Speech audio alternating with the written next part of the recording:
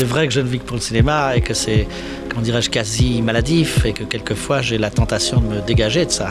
J'aimerais quand même des fois être soutenu parce qu'il y a des fois où on est vraiment très seul là-haut. C'est dévastateur. Oublie la production, c'est moi le patron. C'est ce que j'ai demandé il y a 6 mois, c'est ce que je vais obtenir. Je vais l'obtenir. Derrière un film se cache un travail collectif orchestré par un réalisateur ou une réalisatrice. Partagé entre doute, satisfaction, regret et galère, découvrons le parcours de celles et ceux qui se battent pour faire exister leur projet. Salut, moi c'est Flav. Salut, moi c'est Jules. Bienvenue dans Dédale, le podcast qui donne la parole aux réalisateurs et aux réalisatrices. And very often, if you're permitted to follow your idea all the way through, you find that it is right. You find that your instinct is usually good. Pour ce nouveau numéro de Dédale, nous recevons Jonathan Millet, réalisateur du film Les Fantômes, sorti en salle en juillet 2024. C'est à l'âge de 17 ans que Jonathan entreprend un voyage autour du monde. Caméra au point, il réalise des films institutionnels pour des ONG afin de financer ses voyages et son apprentissage du cadre et de la narration. Fort de ses premières expériences de terrain, c'est tout naturellement qu'il adopte les codes du cinéma du réel pour réaliser ses premiers courts-métrages. Jonathan caste méthodiquement ses producteurs, à la fois pour le documentaire et pour la fiction. Et c'est en collaborant avec Pauline Séglan des films Grand 8 qu'il réalisera Et toujours nous marcherons, un court-métrage dans lequel Jonathan exprime déjà le thème de l'errance. Avec son budget confortable et son approche documentaire, Jonathan prendra 6 mois de repérage et de préparation afin de s'immerger dans un camp de migrants. Jonathan réalise en parallèle des documentaires et plusieurs courts-métrages avant d'entamer la production des Fantômes. Un film qui nécessitera 1 an de maturation, 3 ans d'écriture et de financement et 9 semaines de tournage. Le film sera notamment nommé au César du meilleur premier film et il sera salué par Costa Gavras. Écoutons l'histoire de Les Fantômes. Salut Flav. Salut Jules. Salut Jonathan. Salut. Alors on te reçoit pour parler de ton film, donc qui est sorti Les Fantômes, qui est sorti en Juillet. 3 juillet. Voilà, début juillet 2024. Et donc voilà, on va passer un peu en vue toutes les étapes du film comme on fait d'habitude. D'où tu viens et comment tu as commencé dans l'entrée en matière dans l'audiovisuel et le documentaire, puisque c'est par là que tu as commencé, le clip et documentaire. Ouais, c'est ça. En fait, moi, j'ai grandi longtemps sans écran. J'habitais dans un tout petit village loin des ciné, puis j'ai longtemps habité sur un bateau. Enfin, j'ai vraiment grandi sans écran. Et du coup, les très rares films que j'ai vus, je les ai sacralisés. Enfin, j'ai vraiment eu une sacralisation des images qui me sont restées. Et donc, j'ai toujours su que je voulais raconter des histoires, mais je trouvais vraiment la force de l'image, la force du cinéma tellement forte que pour moi, c'était une évidence que c'était ça que je voulais faire. Et du coup, à 17 ans, quand j'ai eu mon bac, je me suis aperçu que tous les réalisateurs que j'admirais, en fait, avaient étudié autre chose, avaient suivi leur propre voie, et qu'ils avaient amené cette voie à l'intérieur du cinéma. C'est-à-dire qu'ils avaient amené ce qui les faisait vibrer, ce qui les constituait, ce qu'ils avaient, eux, de personnel. Dans les grands exemples, on peut voir que David Lynch est peintre, Fritz Lang est architecte, Kubrick est photographe. Et en fait, il y a cette idée que tu amènes une plus-value dans le cinéma, qui est quelque chose de très très large. Et même dans les exemples récents, en fait, on le voit bien que Bonello, il vient de la musique, que Werner Herzog, il a voyagé pendant des années, que tel autre vient de la critique et de l'écriture. On a plein d'exemples en France. Et donc, tu développes ton regard, ta manière de voir le monde, et tu l'amènes à l'intérieur du cinéma. Donc ça m'a conduit, moi, à 17 ans, à surtout ne pas faire d'école et à me dire, tiens, je vais suivre ce qui me paraît, moi, m'exciter, ouvrir ma curiosité à ce moment-là. Moi, c'était plutôt l'idée du voyage, de l'ailleurs, une sorte de curiosité pour le lointain, pour le monde. Donc à 17 ans, je suis parti avec une toute petite caméra. Et au bout de quelques mois, il fallait que je trouve des sous pour vivre, pour continuer mon voyage. Donc j'ai fait un premier petit film pour une ONG, puis je me suis fait embaucher pour faire des images pour un chantier. Puis à un moment, je me suis fait embaucher pour faire des images pour ce qu'on appelle les banques de données d'images. Donc des images d'illustration, mais qui pour moi ont vraiment été mon école de cinéma. En un plan, essayer de raconter l'atmosphère d'une ville, une tension qui va arriver, les prémices de la guerre, enfin quelque chose où j'étais seul avec mes plans et je devais réfléchir à qu'est-ce qu'un plan, qu'est-ce qu'il raconte, comment on va l'interpréter. Et donc j'ai fait ça pendant quasiment 5 ans.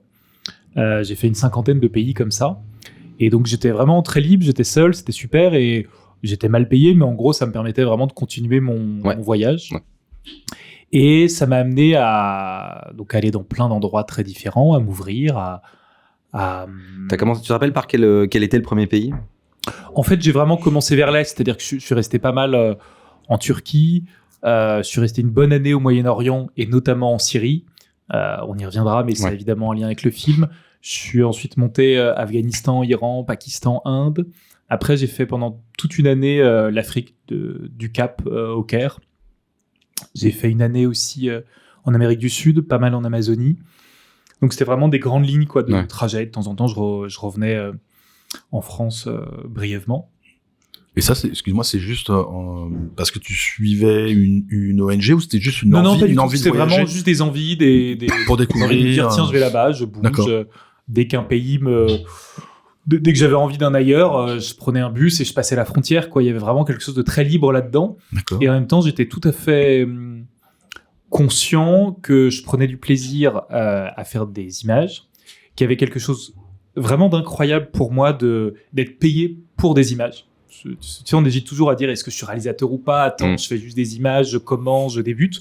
Mais je trouvais que l'action d'être payé, sans être mercantile, mais cette idée que le regard sur le monde que tu portes et le moment où tu appuies sur enregistrer déclenche une paye dans l'autre sens, ça me paraissait un peu fou et une première étape vers le fait que c'était pas impossible de devenir réalisateur à ma modeste échelle.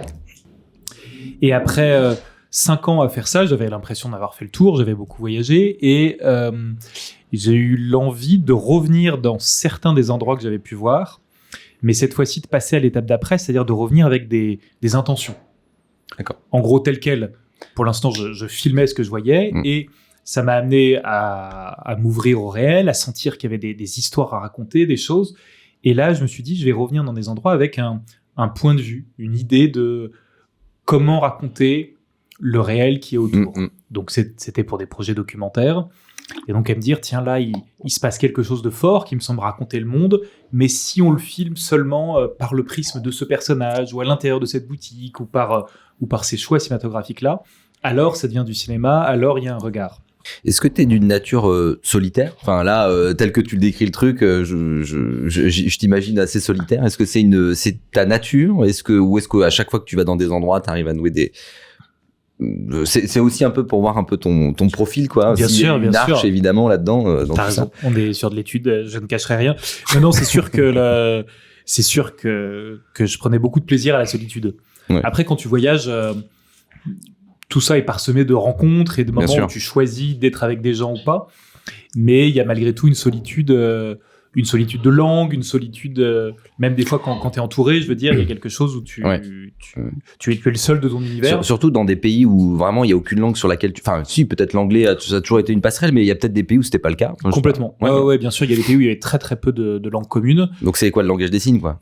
Ouais, quasiment. Et en même temps, ça n'empêchait pas du tout. En Iran, j'ai dû passer 1 mois dans une famille qui parlait pas un mot d'anglais. Et en même temps, tu crées des rapports humains. Une manière de communiquer. Exactement. Exactement. Et donc, dans le fond, effectivement, même avec très très peu de mots en commun, il y a quelque chose de très ouvert et je reconnais que j'y vais assez bien ça. D'accord. Et du coup, j'ai 2 questions. On va dire quand tu as fini ce cycle-là de 5 ans de voyage, entre le moment où tu es parti et le moment où tu es revenu, donc la première question, c'était, tu as eu l'impression de changer comment ? Voilà, on va dire ça. La richesse de ces voyages t'a amené quoi ? Et deuxième chose, c'est le fait de rentrer à Paris. C'est une question que je voulais te poser tout à l'heure en off, mais bon, je la pose là, c'est pas plus mal. Le fait de rentrer sur Paris, du coup, comment tu regardes ta ville ? Je dis Paris, je sais même pas si c'est banlieue ou Paris, mais non, je pars c'est du Paris, principe. C'est Paris, tout à fait. Du coup, à ce moment-là, quand tu reviens sur Paris, comment tu vois cette ville ? Et j'ai l'impression et c'est toujours le cas, je vis toujours à Paris, d'extrêmement bien vivre Paris comme une sorte de base. C'est-à-dire que je m'y sens pas enfermé, je m'y vois pas comme dans une routine, parce que je sais que très régulièrement, je suis ailleurs. Ouais. Et du coup, et c'est le cas là, je te racontais que je viens de rentrer de quelques pays où je présentais le film. Je suis toujours extrêmement heureux de revenir à Paris, qui serait une suite de repères, d'endroits, de gens que je peux revoir, de cinémas qui sont là, de cafés que j'aime bien. Donc je crois que j'aime beaucoup cette ville, mais dans ma vision à moi, qui est de pouvoir régulièrement ne pas y être. Est-ce que t'es solitaire ? T'as eu l'impression de l'avoir un peu... ou est-ce que la solitude, c'est quelque chose quand même dont tu as besoin Très clairement, j'en ai besoin. Très clairement, j'ai adoré la vivre telle quelle dans des dans ces voyages. Et aujourd'hui, je continue à faire du documentaire avec des micro-équipes ou avec des équipes des pays dans lesquels je vais tourner. Et mes 3 derniers films documentaires sont des films sur la solitude. Donc j'aurais du mal à m'en défaire, effectivement. Et on y reviendra, mais je pense que même cette idée de solitude, puisque tu lances le mot, est aussi un des premiers points d'écriture des fantômes, qui est que c'est l'histoire d'un personnage seul qui peut faire confiance à personne. Le grand lien entre les exilés et les espions, c'est vraiment de vivre soi-même dans sa bulle en portant tout seul ses questions, en ne pouvant se confier à personne. Il y a quelque chose qui est vraiment une grande ligne d'écriture pour le personnage, qui est celle de la solitude. Le documentaire, c'est quand même beaucoup... Enfin, tu le prépares évidemment un peu en amont, mais t'as une part, c'est l'impondérable. Il y a un imprévu qui est, je pense, qui est permanent, d'autant que... Enfin, voilà, par rapport à tes sujets, j'imagine, tu dois t'adapter, enfin, c'est obligatoire. Est-ce que tu as gardé cette flexibilité de travail dans la fiction? Est-ce que tu t'autorises, par exemple, des improvisations ou est-ce qu'au contraire, tu l'as complètement gommé et quand tu es dans de la fiction, tu réalises comme un metteur en scène avec un storyboard et tu t'y tiens? En fait, dans les 2 cas, j'essaye de m'inspirer de l'autre. C'est-à-dire, quand je fais du documentaire, je m'inspire de la fiction et réciproquement. Pour moi, effectivement, il y a forcément de l'imprévu et de la vie, et c'est la force du documentaire, mais dans le fond, les documentaires qui me plaisent et ce que moi j'essaye de faire, c'est des documentaires où tu as défini assez clairement le cadre du film, ce qui va rentrer dedans ou non. Et donc, dans le fond, quoi qu'il se passe, tu sais comment le film va le prendre, comment le film va s'en nourrir. Donc, dans le fond, c'est pas un film qui évolue à chaque minute en fonction de ce qui se passe devant toi. C'est un film documentaire, c'est un film dont tu as vraiment défini extrêmement précisément le cadre et l'intention et la manière de raconter l'histoire. Et du coup, quoi qu'il se passe, tu sais exactement par quel point de vue le prendre. Et donc, je pense pas que le film évolue tant que ça, qui serait une idée assez générale finalement. Mais dans le fond, un documentaire préparé, tu viens de dire, tiens, je vais raconter toute cette histoire de ce point de vue-là. Et donc, quand les choses se passent, et ben, assez naturellement, tu es déjà au bon endroit, tu sais déjà ce que tu filmes ou pas. Même pour la disparition, par exemple, ce personnage un peu comme ça... Bon, déjà très seul, je sais pas quel rapport tu avais avec lui, mais je veux dire, est-ce que c'est quelqu'un que tu as quand même, à qui tu as dit, voilà, je vais te suivre, qu'est-ce que tu vas faire? Et du coup, tu t'es inspiré de ce qu'il t'a dit? En fait... Ou est-ce que tu l'as suivi en mode, j'en sais rien, justement, du coup, en ayant cette part d'imprévu, mais en l'ayant délimité, quoi, disons. Je sais pas si je suis clair. En fait, je l'ai délimité parce que avant d'écrire le film, je suis allé passer des semaines avec lui. Et donc, j'ai saisi tout l'ensemble de ce qu'il pouvait faire et de ce qu'il était possible qu'il lui arrive, en me racontant à moi-même ce que j'allais prendre et ce que j'allais ne pas prendre. Et donc, j'avais déjà écrit le film avant, par observation, par connaissance. Mais effectivement, de tout ça, j'ai essayé d'amener, donc dans Les Fantômes, qui est mon premier long métrage de fiction, j'ai essayé d'amener déjà un peu de réel dans les décors. Par exemple, quand on filme dans les locaux du Monde, ce sont les vrais locaux, avec un vrai journaliste du Monde qui est vraiment calé sur ce genre de questions et à qui je donne pas de texte, à qui je dis juste voilà à peu près ce qui s'est passé pour ce gars, il arrive, qu'est-ce que tu lui dis? Et lui s'empare de la scène. Et ça me plaît qu'il y a à l'intérieur de à l'intérieur de la fiction. Ces mots, ce sont ces mots, quoi, on va dire. Ces mots, ce sont complètement ces mots. En fait, quand je lui raconte cette histoire, il me dit, ah bah tiens, il y a pas un mois, un Afghan vient me voir pour me raconter la même chose, qui est que l'ambassade de France a embauché des traducteurs afghans qui pourraient être liés aux talibans. Et il me dit, le gars qui vient nous raconter ça, je le prends dans le bureau, voilà ce que je lui dis. Bah, je lui dis, on fait exactement la même chose. Et donc, il y a une vérité. J'ai l'impression que des fois, en tant que spectateur, tu perçois quoi, ce glissement léger du réel, que ça crédibilise tout ça. Et du coup, pour moi, c'est indispensable qu'on soit pas en studio avec un énorme projecteur à côté de lui, mais dans les vrais bureaux, tourné un peu à l'arrache avec une petite caméra. Il y a d'autres lieux qui sont vrais, comme ce camp de réfugiés syriens. Oui. À la fin du film, quand le personnage va voir sa mère, là on est dans un vrai camp avec des vrais Syriens. Et effectivement, sur le plan de travail, qui est donc chaque jour la liste des scènes qu'on doit tourner, j'ai voulu qu'on ait une fois par semaine une grande après-midi blanche, c'est-à-dire sans rien de prévu, où en fonction de ce qu'on a tourné dans la semaine, on se dit « Ah bah tiens, le personnage, ce serait intéressant d'aller chercher ce type d'action, ou ce type de moment, ou ce type d'émotion, et de voir quel décor est possible, jouable à ce moment-là. » Donc, on avait quelque chose qui ressemblait à des scènes non écrites, extrêmement libres, pas préparées en mise en scène, qui nous donnent l'impression, au moins avec le comédien, d'observer ce qu'on fait et de pouvoir affiner, complexifier, rajouter des choses. Et je l'ai assez anticipé pour que dans le fond, au moment de choisir un chef opérateur, l'une des grandes qualités du chef opérateur qui a fait ce film, et l'une des grandes questions que j'avais, c'était qu'il soit capable de faire le matin une scène sur des rails en travelling avec 25 personnes dans l'équipe, et l'après-midi qu'il puisse être tout seul avec sa caméra et qu'on tourne de manière très libre, sans qu'il ait rien préparé, sans aucune lumière, et que les deux résultats puissent se coller l'un l'autre et que ça fonctionne. Ok. Et c'est ce qu'on a fait. Parce que bon, c'est une question un peu large, mais tu vas comprendre pourquoi je bute un peu dessus. C'est à quel moment tu rencontres tes producteurs? Parce que avant de faire Les Fantômes, donc tu fais quelques courts-métrages. J'ai l'impression que c'est un peu, il y a certains producteurs qui t'ont suivi, ou je me trompe? Ouais, en fait, aujourd'hui j'ai deux producteurs, un avec qui je fais du documentaire et un avec qui je fais de la fiction. D'accord. Et j'ai fait 2 premiers cours qui étaient peu financés, un peu expérimentaux, et pour lesquels j'avais juste envie de tourner et d'essayer de faire des cours de fiction. Et pour le 3e, je sentais que j'avais envie d'écrire, de mettre à l'épreuve mes écrits, d'aller chercher des financements, de faire un film dans un cadre, de voir à quoi ressemblait ce cadre. Et pour ce faire, j'avais envie de rencontrer un producteur, et surtout le bon producteur, c'est-à-dire la personne avec qui j'aurais envie de passer le reste de ma vie cinématographique. En tout cas, que c'était l'occasion. Ou une bonne partie, quoi, disons. Ou une bonne partie, si. Enfin, que tant que ça fonctionne, ça me donnait envie. C'est-à-dire de me dire que j'allais me faire, moi, mes armes d'écriture et de compréhension des rouages des financements sur un cours, et que j'allais pouvoir, à partir de là, développer une relation qui me permettrait peut-être de refaire plusieurs cours et à un moment un long avec quelqu'un, et que du coup, on aurait un langage commun. Donc, de manière un peu obsessionnelle, parce que je le suis, j'ai passé quelques mois à observer tous les cours qui me semblaient excitants, à noter les noms des producteurs, à voir quel film allait à Clermont, dans tel autre festival, et vraiment à faire une liste par goût, dont j'ai tiré 10 producteurs qui me semblaient intéressants.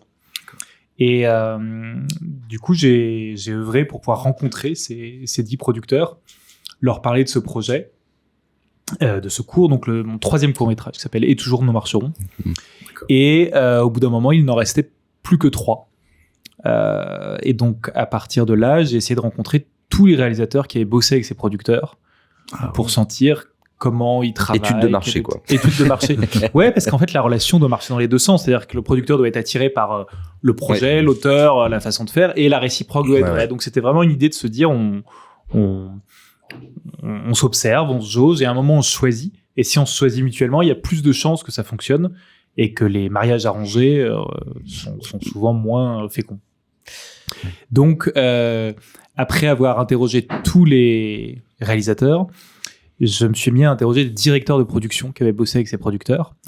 Pareil, pour avoir un sentiment de qui produit, comment, mettant quel argent, à quel moment, et quel type de film ça fait. Et une des directrices de production que je rencontre, qui avait bossé avec les 3 sociétés avec lesquelles j'hésitais, le dialogue se poursuit assez longuement. Elle me dit qu'elle produit également, et que mon film l'intéresse, et elle me propose de le produire dans une des 3 boîtes, parce qu'elle n'avait pas de boîte à ce moment-là. Et donc, c'est ça qu'on fait. Elle produit ce premier cours, elle monte sa boîte pendant la production, on fait ensuite plusieurs cours ensemble, et aujourd'hui, c'est avec elle que je fais le long. D'accord.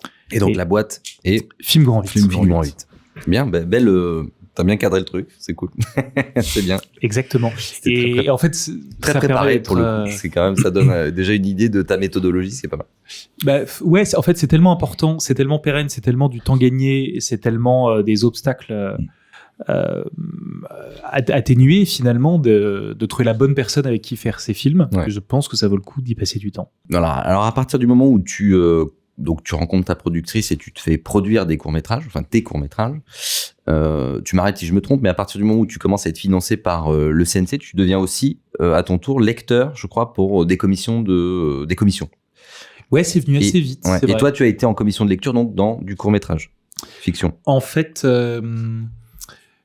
il y a une aide au CNC qui avant s'appelait la contribution financière et qui maintenant s'appelle l'aide avant réalisation, qui est donc un peu l'équivalent de l'avance sur recette pour les courts-métrages, c'est-à-dire le financement le plus important.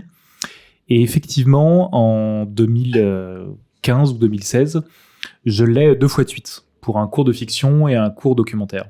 Et du coup, le CNC me propose à ce moment-là de devenir lecteur pour eux. Et en fait, ce que j'ai sauté tout à l'heure dans mon parcours, mais c'est vrai qu'au moment où je fais ce court-métrage, et toujours nous marcherons, ça m'intéresse de sentir aussi comment les gens écrivent des scénarios, comment les gens écrivent des notes d'intention. Et il se trouve que sur le site du CNC, je vois que pour cette aide, tous les scénarios sont accessibles. Et donc, je lis les 117 scénarios qui sont accessibles parce que déjà, ça montre qu'il y a en vrai une liberté formelle d'écriture extrêmement tolérée, qu'aucune note d'intention ne se ressemble et que c'est très plaisant de dire qu'en fait, la note d'intention doit te ressembler à toi en tant qu'auteur et qu'il n'y a pas des codes, qu'il n'y a pas des phrases toutes faites. Ouais.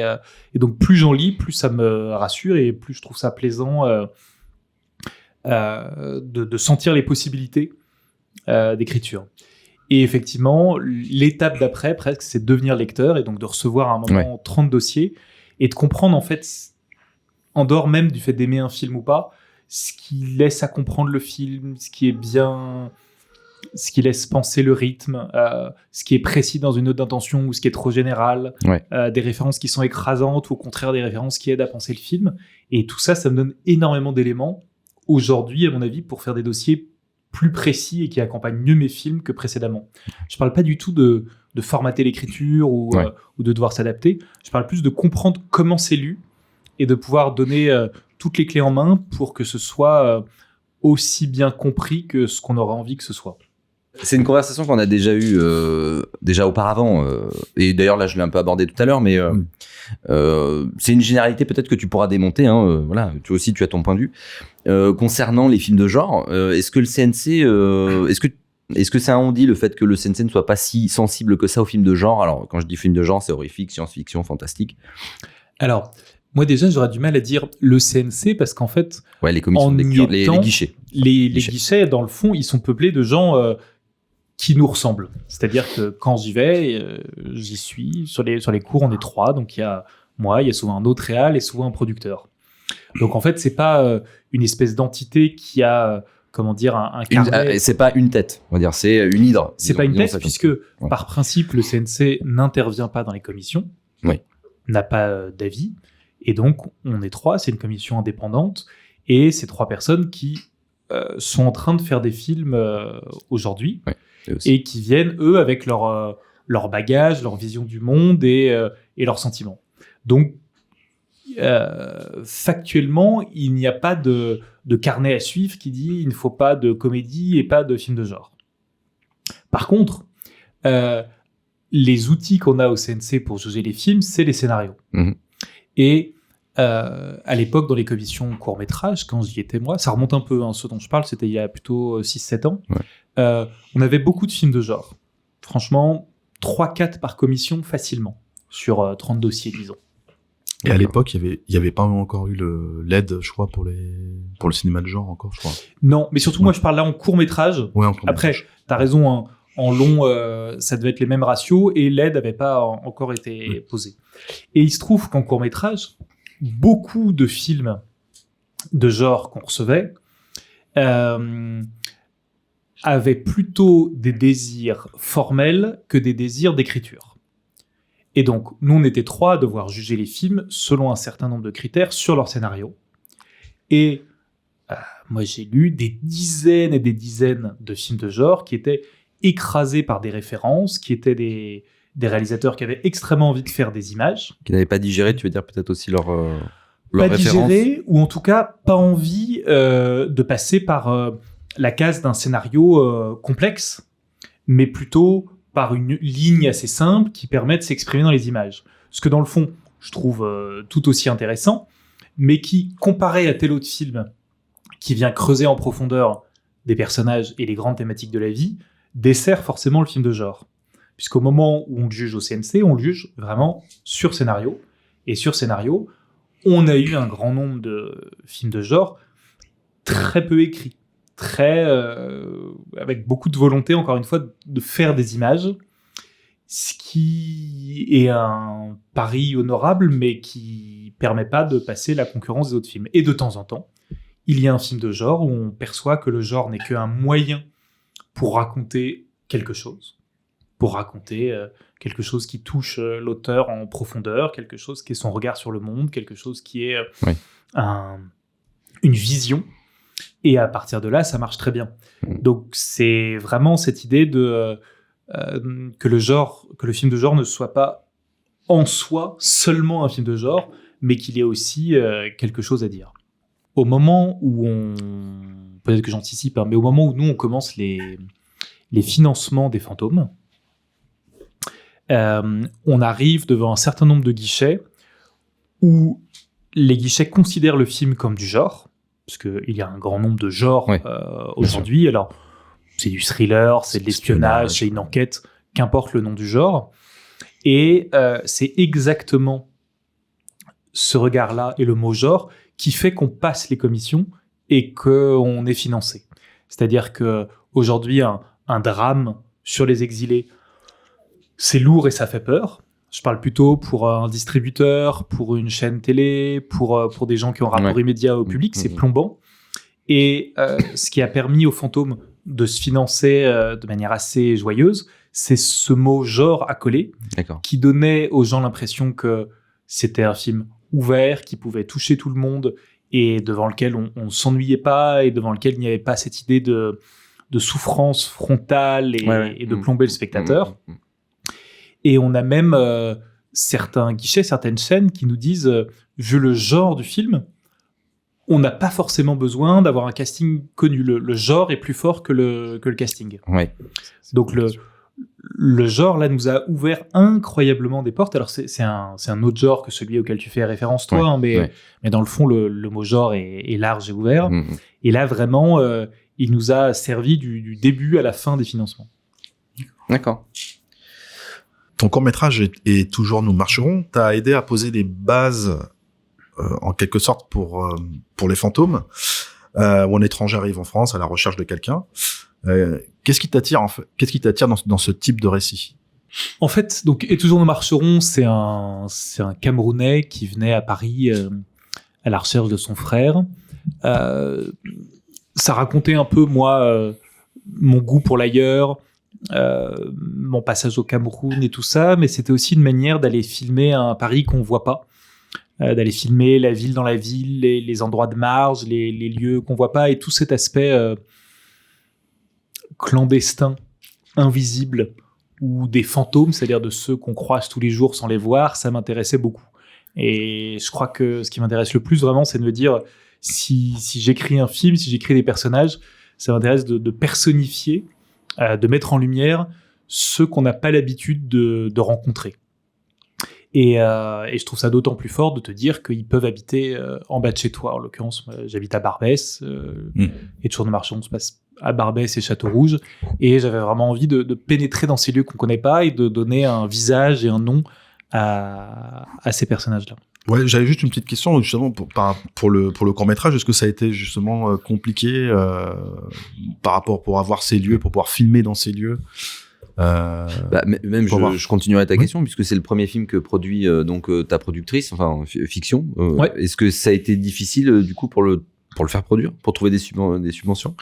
En fait, c'est le film pour lequel moi j'avais envie d'aller chercher ces subventions, enfin ces guichets.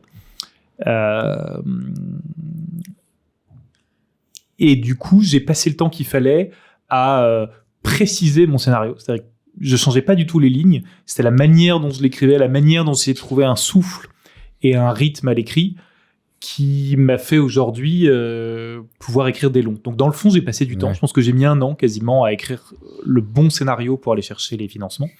Après des des retours un peu plus flottants et où c'était un ni oui ni non, c'était entre les deux. Et donc j'ai vraiment essayé de trouver mon écriture sur ce film en me disant qu'en fait la forme scénaristique peut vraiment laisser complètement penser ce que va être le film. Et je parle de souffle parce que c'est vraiment ça, quoi. Comment on donne à penser des personnages, comment on rend complexe des rencontres ou des dialogues qui pourraient paraître légers. Donc ça a pris 1 an, mais on a eu tous les financements possibles. C'est un court-métrage, je pense qu'à quasiment 150 000 €, ce qui est vraiment conséquent pour un film. Et après, moi, je suis arrivé et ma productrice me suivait complètement là-dessus, avec une méthode qui relève de documentaire, c'est-à-dire d'avoir du temps pour aller dans les lieux, les vrais lieux, y rester assez longtemps pour être complètement inscrit à cet endroit, connaître tous les gens. Donc là, je parle plutôt des foyers de migrants, des restaurants clandestins et tout ça. Et en fait, j'ai passé tellement de temps, j'ai passé quasiment 6 mois de prépa, qui fait que quand l'équipe est venue, tout était naturel et on a filmé de manière assez logique dans un des plus grands foyers maliens de Paris, où on a 1200 néo-arrivants, sans papier ou travailleurs maintenant légalisés qui étaient là et qui prêtaient pas attention à notre équipe et à la caméra parce qu'on avait déjà serré la main de tout le monde, raconté notre histoire, écouté l'histoire de tout le monde et on faisait partie du décor. Et donc du coup, est-ce que techniquement, il y avait un choix d'équipement aussi souple, on va dire? C'est comme maintenant on peut filmer avec des appareils photo. Ouais, c'est vrai. En fait, non, dans tous les cas, moi par exemple en documentaire, j'essaie d'avoir la caméra la plus volumineuse possible parce que quand les gens que je filme voient ça, ils saisissent que jamais je vais venir voler des images. Que vraiment l'acte de filmer est un acte vu et su et ça rassure tout le monde. Et donc pour la fiction, c'est la même chose. On change pas de caméra et c'est souvent une caméra imposante. Et en fait, à un moment donné, la caméra fait tellement partie du paysage qu'on la remarque plus. Et je vois bien en documentaire qu'au bout d'1 jour ou 2, en ayant toujours la caméra là, et ben les gens oublient complètement qu'ils sont filmés. Mais aussi parce qu'ils sont rassurés, ils n'ont pas à chaque fois à se demander est-ce que là il y a une caméra cachée, donc je crois beaucoup à la caméra volumineuse. Bon, parlons du film cette fois-ci, du long, je veux dire. Quand tu t'amènes l'idée donc à ta productrice, l'idée de départ. Ouais. Voilà. Comment se passe l'étape de développement? Parce que je crois que vous avez un peu collaboré quand même avec ta productrice. Enfin, c'est-à-dire que elle t'amène aussi des idées. Comment ça se passe l'échange? En fait, notre façon de travailler, c'est vraiment de se dire qu'on est un binôme. C'est-à-dire qu'elle est hyper impliquée sur toutes les questions artistiques et sur l'écriture et sur les choix. Et tout comme moi, je me sens hyper impliqué sur toutes les questions de production, de coproduction, de choix de distributeurs et tout ça. D'accord. Donc on prend les décisions à deux et vraiment on œuvre en commun. On peut pas se rejeter la faute l'un sur l'autre. On a tout pensé ensemble. D'accord. Donc, d'abord, je lui apporte une page. Ouais. Et c'est vraiment ma manière de fonctionner. C'est une page qui raconte l'histoire du début à la fin, les personnages qui va leur arriver et le type d'enjeu, le type de ton du film. C'est vraiment une page qui résume absolument tout. Et à partir de là, on a à peu près 2 ans, disons, de développement dans lequel rentre une co-scénariste, 2-3 consultants à des moments précis et pas mal de passages dans des résidences d'écriture. Dans l'ordre, le film a été pris d'abord au Moulin d'Andé, puis au Groupe Ouest, aux Ateliers d'Angers et à Émergence. D'accord. Et donc à chaque fois, il y a quelque chose de très vivant qui est un grand nombre de confrontations, de retours, de demandes de précision. Enfin, toute mon écriture est liée à des retours qui me permet de pas prendre chaque retour comme une sorte de parole vérité où il faut tout changer, mais au contraire d'avoir toujours le sentiment de sentir qu'est-ce qui fonctionne ou qu'est-ce qui est imprécis et de pouvoir écrire sereinement avec toujours ça en parallèle. Et donc moi, pendant la première année d'écriture, je demande à ma productrice de faire lire quasiment à une personne par semaine que je ne connais pas et qui ne me connaît pas, et de m'envoyer constamment des retours. Et donc pendant 1 an, j'avais constamment des retours de gens extérieurs qui vraiment me permettaient de naviguer avec tout ça. Parce qu'on est sur un film où ce qui est hyper important, c'est qu'est-ce que comprend le lecteur, le spectateur, quelle information lui manque, qu'est-ce qui n'est pas clair, qu'est-ce qui fonctionne pas. Et j'ai vraiment pris parti d'œuvrer là-dessus. Et c'est un peu la même chose en montage. On a reproduit exactement ça. On avait chaque semaine une projection avec 7 spectateurs test. Et vraiment cette idée de se dire, on suit une ligne, on essaie d'avoir toujours en tête ce qui se passe dans la tête du spectateur, c'est important. Ouais. Le choix de Florence Rochat, comment il s'est fait ? En fait, qui est la co-scénariste. Co-scénariste, tout à fait. En fait, quand j'écris cette page, donc la page qui raconte le film à Pauline, je sens que c'est le film sur lequel j'ai envie de travailler, mais à ce moment-là, moi, je pars tourner La Disparition, justement, mon documentaire en Amazonie, et je vais enchaîner sur un court-métrage de fiction que je vais monter dans la foulée. Donc, je sais que pendant 6 mois, je suis pas là. Et donc, ça m'intéresse énormément de laisser cette page à Florence. Qui à l'époque avait commencé à écrire des cours. Elle vient plutôt de la recherche, elle travaillait à la Cinémathèque, enfin, je la connaissais et je sentais qu'elle allait, sans être une scénariste qui restreint sur ce que doit être une bonne structure, elle allait pouvoir être force d'idées. Et donc, ce que je lui ai demandé, c'est pendant 6 mois de travailler toute seule autour de la page et de proposer tous les types de scènes que ça lui inspirait. Ouais.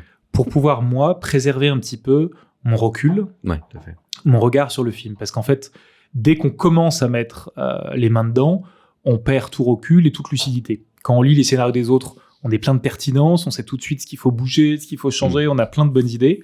Et dès qu'on est sur le sien, on voit pas des choses hyper évidentes. Donc mon but, c'était que sur ce film, je retarde le moment où je mette les mains dedans.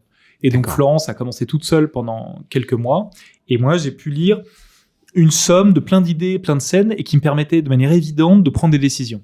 Par exemple, elle a écrit plusieurs scènes de rendez-vous entre les gens du groupe qui se donnaient rendez-vous dans une salle, on les voyait les uns avec les autres. Et en lisant ça, je me suis tout de suite dit, c'est super qu'ils parlent, mais on doit sûrement pas les voir parce que ça désacralise le truc. Et 6 mois, je l'avais écrit. Qu'est-ce que tu trouves qui désacralisait le fait qu'ils arrivaient à se voir ?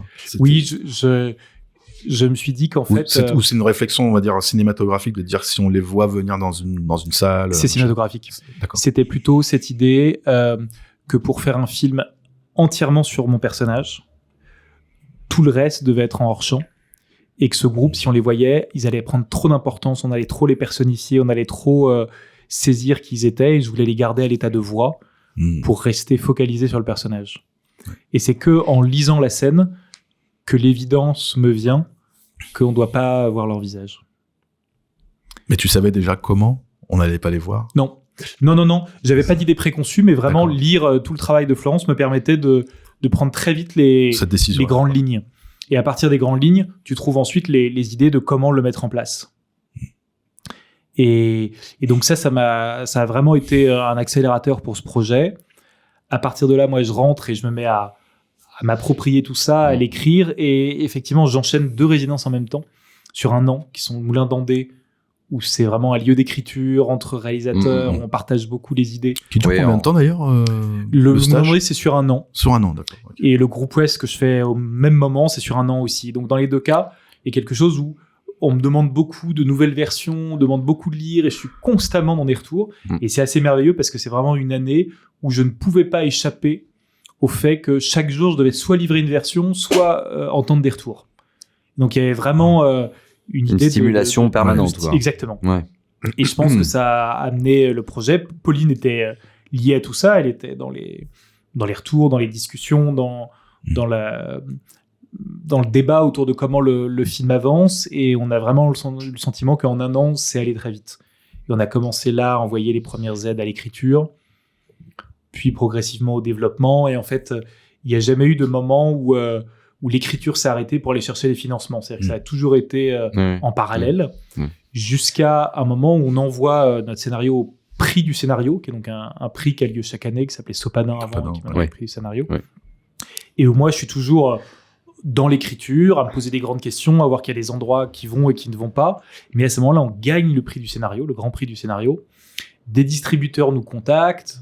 On choisit notre distributeur pour le film, Memento. On a un vendeur international qu'on choisit aussi, MK2. Magnifique. Et donc, on est toujours sur un scénario pas fini, mais on sent que le film plaît et qu'il y a une ouverture vers le public. Parce qu'un distributeur et un vendeur, ils sont pas là pour le plaisir du cinéma, ils sont aussi là parce qu'ils croient que le film peut être partagé à un public aussi large que possible. D'accord. Est-ce qu'avec Florence, et vous aviez, je sais pas, vous vous êtes appuyé sur des œuvres, chacun de vos, des œuvres littéraires ou même cinématographiques ou autres d'ailleurs. Hein. Même on peut parler de musique puisque dans le fond, que ce soit du son ou de la musique, c'est quand même très important. Est-ce que déjà vous aviez ramené chacun vos idées là-dedans et qu'est-ce qui est resté ? C'est sûr qu'on a ramené chacun nos idées parce qu'en fait on a très peu travaillé ensemble. C'est-à-dire qu'elle a beaucoup travaillé de son côté. Ah oui. Moi, j'ai tout récupéré ensuite et j'ai travaillé du mien, mais on s'est jamais assis quasiment à la même table pour parler du film. À partir du moment où tu as récupéré, on va dire, son travail, ça a jamais été un travail d'échange. Quand je le récupère, je lui fais des retours pour qu'elle continue toute seule. Ouais.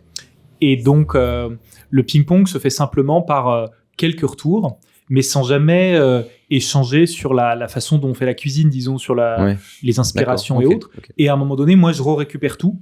Ouais. Donc, on a parlé, bien sûr, on a échangé des choses, mais pas aussi précisément que ça. D'accord. Et je crois qu'elle a ramené ces choses, et elle a aussi beaucoup fait de recherche, dans le fond, beaucoup de livres sur la Syrie, sur le conflit. Ouais, bien sûr. Moi, de mon côté, mes recherches, c'était plutôt des retours et des témoignages de gens que j'avais rencontrés, qui étaient vraiment des Syriens, qui étaient passés par ces prisons. Donc, on avait chacun un prisme du réel qui était un peu différent, mais les deux ont insufflé dans le film. Et dans le fond, moi, il y avait tellement de réel qui était imprégné que ce que j'ai essayé de ramener, c'était plutôt du genre. Donc là, quand je dis du genre, c'était de l'espionnage. Ouais. C'est le mot que je choisis à dessein. Je dis pas que le film l'est, mais en tout cas, ce que j'ai voulu ramener, c'est des influences de films d'espionnage. Plutôt des films des années 70, plutôt des Coppola, Conversations secrètes et tout ça, c'est-à-dire des films qui font confiance au spectateur en disant qu'on n'a pas besoin de trop lui dire, qu'on n'a pas besoin d'être didactique. Et en fait, tous les films d'espionnage de ces années-là, pour reprendre ton mot tout à l'heure, sont des films de solitude. C'est-à-dire Conversations secrètes, c'est un énorme film de solitude d'un homme qui est seul avec son obsession. Et c'est ça que j'ai voulu insuffler dans le film. Et que je sens bien que c'est aussi un terreau qui est extrêmement universel et qui est bien plus large que l'histoire d'un Syrien. Cette idée de quelqu'un qui est persuadé de quelque chose, que son obsession amène à quelque chose, qu'il ait raison ou non à la fin, qu'importe, mais c'est comme un dénominateur commun entre beaucoup de films américains que j'aime beaucoup. D'accord. Genre Blowout aussi. Ouais, exactement. Exactement, et t'as toute une histoire où les 3 jours du Condor, t'as toute une histoire d'un homme soit qui se retrouve mêlé, soit qui a envie de chercher la vérité. Ouais. Et c'est vraiment le terreau de films espionnage, thriller, qu'importe comment on les nomme, ou de pure enquête d'ailleurs, mais d'un personnage qui aujourd'hui fait partie d'une grammaire cinématographique qu'on connaît tous. Et de se dire, est-ce qu'il a raison ou pas, est-ce qu'il va aller au bout de son enquête ou pas, et de sentir, parce que c'est ça qui est fort, qui en tout cas nous crée des émotions à nous, que le personnage est intimement impliqué dans ce qu'il cherche, et que du coup se confond la grande histoire et son histoire à lui. Et là, du coup, on est pris. Donc, il s'est écoulé combien de temps entre le moment où vous avez commencé à développer le projet avec ta productrice et le moment où vous rassemblez le budget global, quoi, qu'on a noté qui est de 4 millions. Alors, je sais pas, tu me dis si c'est le bon. Si ouais, c'est ça. Ouais. En fait, on a tourné 4 ans après. C'est-à-dire que en 2019, je commence à écrire cette première page. Ouais. C'est l'année où je vais tourner un documentaire et un court. Et donc, en 2020, je commence à avoir un traitement. Ce traitement, je pars en résidence d'écriture pendant 1 an. Et ça commence à devenir un scénario conséquent en 2021. Et globalement, 2022, c'est l'année où on a le prix du scénario et on va chercher les premiers financements. D'accord. Et l'avance sur recette.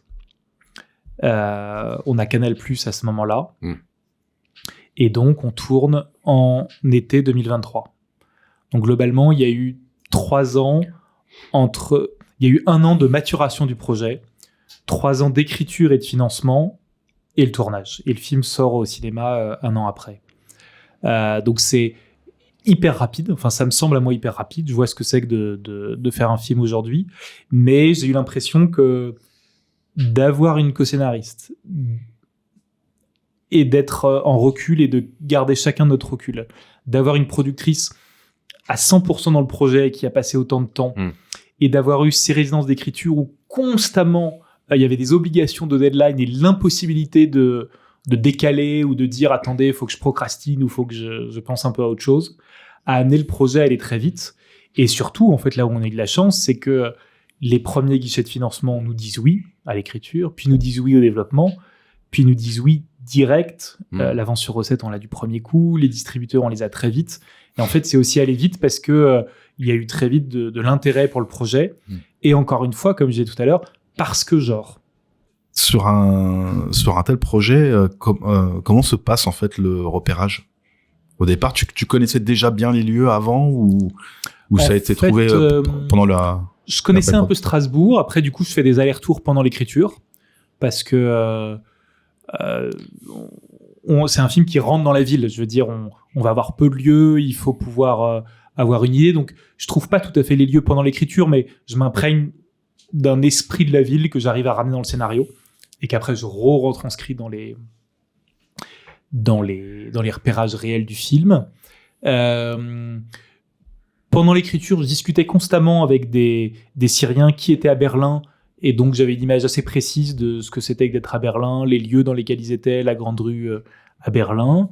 Et je pars en vacances avec mes enfants en Jordanie, où je me dis, je suis sûr que c'est crédible de reconstituer la Syrie et le Liban là-bas. Et donc je fais un mois de vacances avec eux en prenant des photos au-dessus de leur tête. Donc, du coup, j'ai mes photos de repérage et j'ai exploré tous les lieux. Et je reviens de là-bas en expliquant à ma productrice que vraiment on peut tourner toutes nos scènes en Jordanie. D'accord. Donc même là, le tout début, quand on les voit dans le désert, le désert effectivement, la première scène, c'est supposément le désert syrien. Et en fait, on l'a tourné juste de l'autre côté de la frontière, mais c'est absolument le même désert. On est du côté jordanien et c'est absolument le même désert. Moi, je suis resté assez longtemps en Syrie, il y a longtemps, mais j'ai quand même des images en tête. J'ai beaucoup été à Beyrouth et du coup, j'avais vraiment les référentiels. Et j'ai pu faire tous ces repérages en Jordanie d'abord tout seul pour être sûr. Et une fois que c'était crédible, on est reparti après avec une partie de l'équipe. Mais j'avais besoin, moi, d'être sûr et je savais que ça fonctionnerait. D'accord. Ok, tournage. Ouais, tournage. Bon, alors on a noté 9 semaines. Enfin, tu me l'as dit. Donc, vous avez tourné pendant 9 semaines. Est-ce que c'était... Bon, alors, on a compris que tu préparais très bien tes projets. Est-ce que 9 semaines, c'était suffisant? Est-ce que tu as senti qui t'a manqué un petit peu, que tu as dû simplifier au passage un peu certains moments? Voilà. J'ai pas coupé le scénario. D'accord. C'est-à-dire qu'on s'est demandé comment est-ce que ce scénario pourrait rentrer dans les semaines qu'on avait. Et on a réussi à le faire rentrer dedans.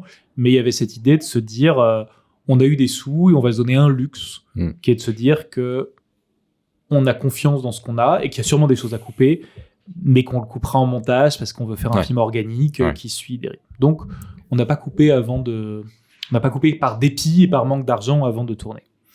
Sur le tournage, il y avait 2 choses compliquées. Il y avait 3 choses compliquées, pardon. Le premier, c'était d'être sur 3 pays. C'est-à-dire que pendant qu'on tournait à Strasbourg, le soir par Zoom, je faisais du casting et du repérage en Jordanie et à Berlin pour préparer les autres tournages. C'est comme si j'avais fait 3 films différents. À Strasbourg, j'ai une équipe. Quand on arrive en Jordanie, on n'est plus que 6 de l'équipe initiale et on a 50 Jordaniens qui viennent combler tous les postes, tous les rôles. À Berlin, on a aussi une autre équipe. Donc c'est comme si on avait enchaîné 3 tournages avec 3 équipes différentes. Passionnant, mais très prenant et très intense. La deuxième problématique, qui est celle qui a pris le plus de temps, c'est que quasiment aucun comédien ne joue dans une langue qu'il maîtrise. Le comédien principal, il est franco-tunisien, il ne parle quasiment pas l'arabe syrien, c'est à 80% différent, et il y a la question de l'accent qui était pour moi hyper importante, et donc il a eu un coach. Énormément bossé avant, il avait un coach sur le moment, mais du coup ça ralentit beaucoup un tournage. Le comédien qui joue Arfaz, qui joue le bourreau, lui, il parlait peu français, donc il a vraiment dû extrêmement travailler son français, et c'était aussi un vrai enjeu et d'angoisse de comédien aussi de jouer dans une autre langue. Et la comédienne autrichienne Nina, qui joue uniquement en français dans le film, elle ne comprenait pas un mot, elle ne jouait que en phonétique. Ah ouais. Donc ça, c'est des enjeux. En effet, ça passe bien. Et l'actrice qui joue, alors, celle qui est dans celle qui joue Yara, elle est vraiment syrienne. Elle joue quasiment un rôle qui lui ressemble. Elle joue parfaitement en syrien, en français. Elle c'était notre base stable. C'était notre comédienne sûre. Et à côté de ça, l'endroit où je voulais qu'on investisse de l'argent aussi, dans l'idée de prendre des décisions, mais qui ralentit le tournage, c'est d'avoir beaucoup de figurants. Parce que c'est un film qui n'est crédible que par les figurants. Si tu mets 2 gars et 2 figurants dans une bibliothèque, ils se voient tout de suite. Si on a l'impression en tant que spectateur qu'il y a constamment des gens qui passent, qui bougent et tout ça, on se dit il y a tellement de visages que ça passe. Dans le restaurant, dans la rue, enfin. Et je trouve aussi que c'est ce qui fonctionne aussi bien sur ton court-métrage aussi, parce qu'il y a quand même toute cette vie et ça donne vraiment... Carrément. Enfin, ça joue vraiment sur le côté crédibilité, quoi. La beauté du court-métrage, c'est que les figurants pouvaient être des potes, des non-pros, des gens qu'on trouvait là ou des gens pas payés. En long-métrage, on doit tout déclarer, tout poser, et d'un coup, ça explose le budget. Mais c'était une des cases qu'on a remplies en se disant il faut qu'on soit bon là-dessus. Et ensuite, on a un peu décalé le tournage en termes de date pour attendre le comédien. Et donc, on a tourné intégralement en été. Et la moitié du film se passe en hiver, on reconstitue le marché de Noël et tout ça, donc on avait un énorme travail de décor aussi. Je dis tout ça pour répondre à ta question sur le temps, qui est qu'en fait, ça marchait assez bien en temps, simplement par les langues, par le nombre de figurants et par le fait de reconstituer l'hiver, on avait peu de temps. Mais ça m'allait assez bien, mais c'était un tournage très serré. On pouvait faire 3 prises quoi, à chaque fois. On avait vraiment quelque chose d'assez tendu. Mais je crois que ça donnait l'impulsion qu'il fallait au film. Par ailleurs, Adam, est-ce que c'était son premier long ? Non, il avait joué dans 2 films tunisiens. Il avait notamment joué dans un film qui s'appelle Arca, pour lequel il avait eu un prix à Cannes à un certain regard. Et il avait joué dans 2 énormes films Netflix qui s'appellent Extraction avec Chris Hemsworth, où il joue le deuxième rôle, quoi. C'est son binôme. Donc c'est ça son expérience. Il n'avait pas joué dans des films français jusque-là. Il avait 2 expériences de cinéma très différentes, très opposées, et c'était son premier long métrage français. Est-ce que c'est compliqué de juger de la qualité d'un jeu quand ce que tu reçois, les répliques que tu reçois sont pas dans ta langue ? Non. Moi, je pense au contraire, et j'en parlais avec certains cinéastes qui pensent la même chose, c'est presque plus simple. C'est-à-dire que il y a quelque chose où tu t'intéresses énormément aux intentions, aux gestes, et je trouve que observer quelqu'un qui joue de manière fausse dans une autre langue, c'est évident. Il y a quelque chose qui saute aux yeux. Moi, mon expérience là-dedans, c'était d'avoir fait plusieurs documentaires dans des endroits où je comprenais pas un mot de langue rare ou lointaine. Et je trouve que ça crée une espèce d'acuité à tout le langage corporel. Et dans le fond, Les Fantômes est un film sur le langage corporel. Dans le fond, c'est quelqu'un qui passe son temps à mentir ou ce qu'il dit n'est pas juste. Et donc, l'idée, c'est que sa vraie vérité à lui, elle se dégage de son corps, de sa posture, de ses gestes. Ça, je pense que le spectateur le perçoit. C'est-à-dire qu'il y a les mots qu'il dit. « Non, mais maman, t'inquiète pas, tout va bien ». Et en fait, dans ses yeux, on sent sa détresse. Ou par ses mains, on sent qu'il cache quelque chose. Et donc, vraiment, tout le film est fait pour fonctionner quasiment muet, quasiment sans les dialogues, avec cette idée de se dire, en tout cas, c'était mon parti pris, que je crois beaucoup à la capacité du spectateur à accoler un grand nombre d'éléments et à comprendre exactement les émotions et la vérité du personnage simplement par ce qui s'en dégage visuellement. Et donc, avec Adam, avec le comédien, on a travaillé quasiment uniquement là-dessus. Que sur ses gestes, que sur ses regards et tout ça, avec l'idée que quand il parle, c'est pour se débarrasser des mots, c'est pour se débarrasser de l'autre, ou c'est pour rassurer sa mère, mais que c'est jamais juste, c'est jamais lié à sa vraie émotion. D'accord. Est-ce que tu as en doc, j'imagine que tu cadres, hein, on va pas se mentir, la petite équipe fait que c'est récent, hein. En fait, j'ai cadré pour mon premier et pour mon dernier doc, mais sinon on est toujours 3. J'ai une chef op et un ingé son. Ah d'accord, ok. J'aurais pas cru, tu vois. La disparition, par exemple, donc c'est une équipe colombienne. Alors, on tourne au Pérou, mais en l'occurrence, c'est des gens qui avaient déjà tourné en Amazonie. On est 3. Et j'ai beaucoup de plaisir à travailler avec quelqu'un qui fait l'image. Et alors, est-ce que tu as cadré un petit peu sur ce projet ou est-ce que vraiment tu t'es reposé sur le chef-op Non, j'ai pas du tout cadré. Lui a beaucoup cadré et de temps en temps, il s'est reposé sur le steadicammer parce qu'on a beaucoup de steadicam aussi dans le film. Et donc, on a plutôt longuement travaillé en amont Après, lui, il a une vision particulière, ce que j'adore, qui est que il pré-étalonne, c'est-à-dire que l'étalonnage est divisé en deux, il fait la moitié, lui, de l'étalonnage, et l'autre moitié est un étalonneur, et il reprend quasiment tous les cadres. Il réajuste légèrement, il reprend la fluidité, il retravaille à l'intérieur de l'image pour quasiment tout réaffiner, repenser, recadrer. Donc, dans le fond, ce sont ses plans, mais tournés beaucoup en 6K et avec des possibilités énormes de recadrage. Et on a aussi un monteur, qui est donc Laurent Sénéchal, qui avait monté Anatomie d'une chute, qui a tendance à énormément retravailler les images, à recréer un gros plan à partir d'un plan large, à aller chercher des choses, à beaucoup recréer des plans avec ce qu'on a. Et donc, dans le fond, notre matière-image, elle était vraiment pleine de matière qu'on a tirée dans tous les sens. Et donc, on a désacralisé la force du cadre au tournage. Je veux dire par là qu'on s'est vraiment tout permis. D'accord. Vous aviez... tu sais quelle caméra vous aviez ? Non, on tournait en Venice, mais surtout, son idée à lui, quand on parlait d'image, c'était d'ajouter des optiques Mamiya, qui sont des optiques qui donnent un rendu beaucoup plus film des années 70, enfin beaucoup plus brut, disons, pour compenser quelque chose qui pourrait être plus rude ou trop net de la Venice. Et l'ensemble des deux fonctionnait très bien. Ok. Comment es-tu venu en fait à avoir donc ces fameuses réunions qui se passent dans un jeu vidéo? Comment ça t'est venu?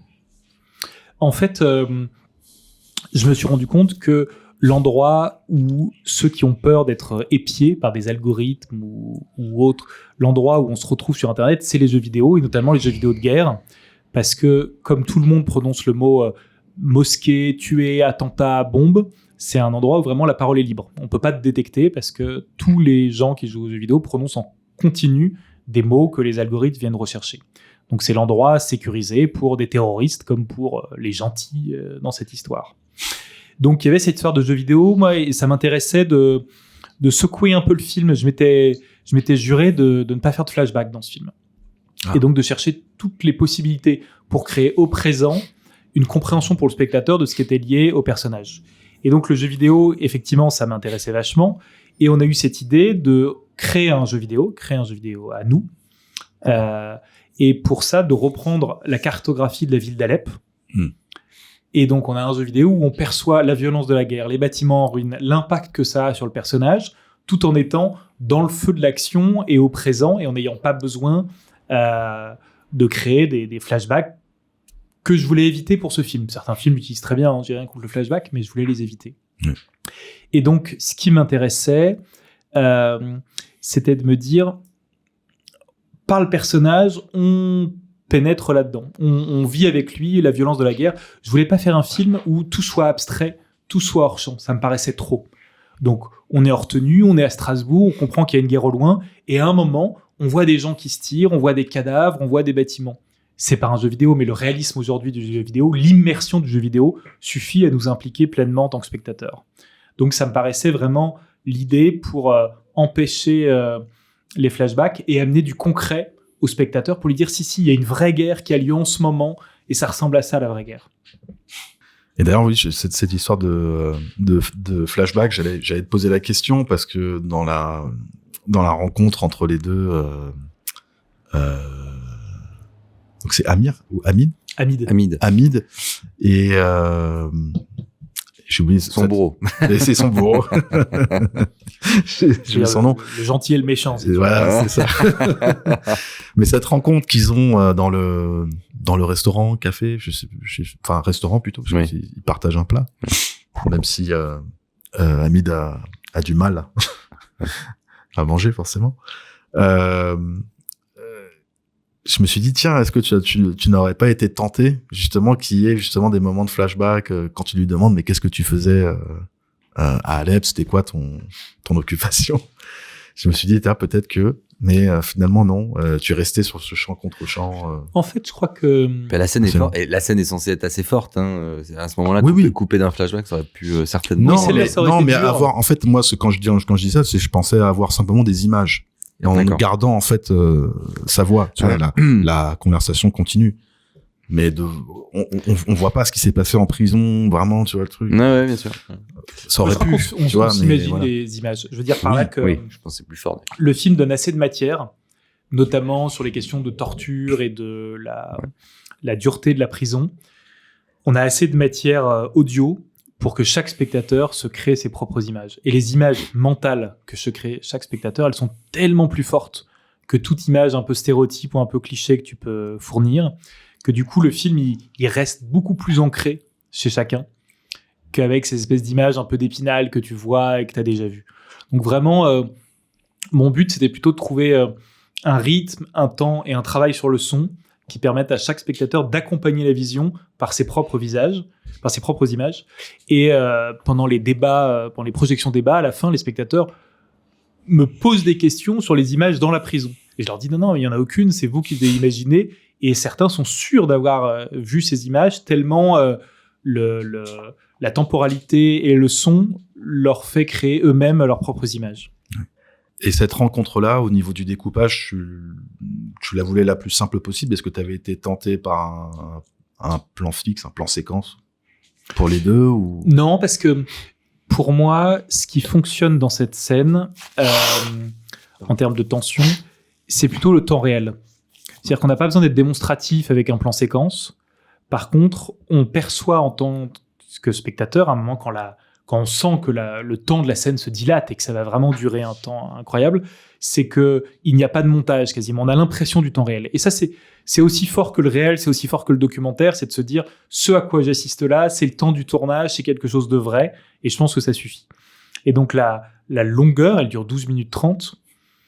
Et une simplicité de tournage qui du coup est pas démonstrative, qui se veut pas virtuose, qui au contraire est très simple, de juste deux visages, ça me semblait être les bons éléments pour à l'intérieur de ça convoquer une tension qui n'est présente que dans la tête du spectateur, parce qu'on voit rien à l'image, simplement on a des éléments qui rebondissent avec ceux qu'on voit à l'écran. On se pose de plus en plus de questions. Est-ce qu'il l'a reconnu? Est-ce qu'il va craquer? Est-ce qu'il va s'effondrer? Est-ce qu'il va lui sauter dessus? Est-ce que finalement, c'est pas lui? Enfin, on est constamment pris. Et donc, je voulais avoir quelque chose d'aussi épuré que possible à l'image pour qu'il se passe quelque chose de bouillonnant dans la tête du spectateur. D'accord. Dans le fond, le film, je le voulais spectaculaire, mais pas à l'endroit de l'écran, à l'endroit des questions que peut se poser chaque spectateur. Parce que en voyant cette scène, ça m'a refait penser à un film qui s'appelle Hunger de Steve McQueen, où il y a justement une discussion comme ça, mais qui est en plan fixe. Ouais. Et séquence. Séquence. Il y a 12 minutes. Il n'y a pas de coupe. Il n'y a pas de coupe. C'est vrai. Et on n'a pas de plan sur chaque personne chacun des personnages. Ouais. C'est un plan d'ensemble. Et généralement, tu te dis c'est un peu risqué, mais en même temps, c'est une certaine volonté d'amener la conversation comme ça. Mais Non, mais là, justement, voilà, je me posais la question de. Ouais, bien sûr. Moi, j'avais pas besoin de l'affirmer formellement. Ce qui me paraissait important, c'est de dire à un moment, tiens, la scène dépasse tout le reste. Quand on n'est plus dans une scène au milieu du film, on abandonne tout et on passe un temps extrêmement long avec les deux personnages. Et quand un film fait ça, moi je trouve toujours ça très fort. Quand un film, et effectivement Hunger fait ça, mais même il y a une scène de nettoyage de prison dans Hunger qui dure un temps très long, ou dans Heat, il y a une discussion entre De Niro et Al Pacino qui dure extrêmement longtemps. Et je trouve que c'est un moment où on dépasse le côté presque efficace d'une scène pour se dire, on vit quelque chose. Et ça, j'aime beaucoup. Non, je vois bien que tu veux la poser la question. Allez, vas-y, je te laisse la poser. On voulait savoir à chaque fois si le montage avait commencé pendant le tournage.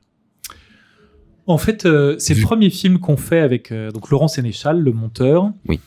Et je lui ai pas demandé de commencer pendant, je lui ai demandé de passer 3-4 semaines à regarder les rushs pendant qu'on tournait et à pouvoir faire des retours à partir de là, à pouvoir parler de manques, de choses qui pouvaient... Sans qu'il puisse monter, tu veux dire, c'est ça? Si, non, mais je veux dire, il commençait à mettre les mains dedans. D'accord. Il n'y avait pas d'idée de nécessité d'accomplissement. Ouais. Il était face au rush, il est tourné dans tous les sens, et ça permettait surtout, pendant le tournage, d'avoir un recul et de pouvoir avoir le sentiment que, tiens... son premier tour, c'était allons faire plus de plans sur des mains, sur des manipulations, sur le dictaphone tenu dans une main. Enfin, c'était de pouvoir avoir plus de matière au moment où on se poserait des grandes questions de montage. Donc, dans le fond, il a commencé à monter à poser des choses, disons, mais c'était surtout pour avoir son regard à ce moment-là. D'accord. Et ensuite, je suis venu surtout rentrer en France, monter peut-être 3 semaines, puis je suis reparti tourner en Jordanie. Et là, lui, il a continué ce qu'on faisait. Et on est reparti dessus. Ça a été un montage... Est-ce que tu as retardé un peu comme tu disais tout à l'heure, c'était au moment de l'écriture? Est-ce que tu retardes le maximum avant de voir une première version de montage? Non. En fait, de toute façon, moi, dès que je suis rentré, j'étais là. C'est un monteur qui aime bien qu'on travaille ensemble, oui. donc j'étais constamment là. C'est un film qui a pris beaucoup de temps en montage parce que à chaque scène, on doit se demander qu'est-ce que pense le spectateur. À l'image, en fait, on voit pas grand-chose. C'est un film qui vraiment laisse deviner beaucoup de choses. Donc, c'est un film où il fallait énormément faire confiance au spectateur, lui laisser beaucoup de place. Et du coup, tout est extrêmement précis puisque on est constamment, pendant que nous on monte, à se dire là peut-être que le spectateur va penser ça. Du coup, on doit le montrer à des gens, saisir exactement ce qui se passe dans leur tête et revenir au montage pour pouvoir créer le bon fil qui emporte l'esprit du spectateur. Donc, on a eu 22, 23, peut-être même 24 semaines de montage, ce qui est vraiment beaucoup. Et chaque jeudi matin, on montait au-dessus d'un cinéma, au-dessus du Nouvel Odéon, et chaque jeudi matin, on projetait à 6, 7, 8 personnes. Ah oui. Et on prenait tous les retours et on repartait travailler. Et le montage s'est constamment nourri de ça.